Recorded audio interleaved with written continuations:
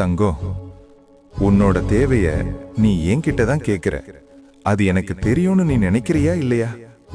இல்ல, ஏன் கேக்குறன்னா, நீ எனக்கு எதுவும் கேட்கலன்னு நினைச்சு சில விஷயம் உனக்காக நடக்காம போச்சுன்னு நீ நினைச்சுக்கிட்டு இருக்கியே, அதான். சரி, உனக்கு ஒரு விஷயம் சொல்லட்டுமா?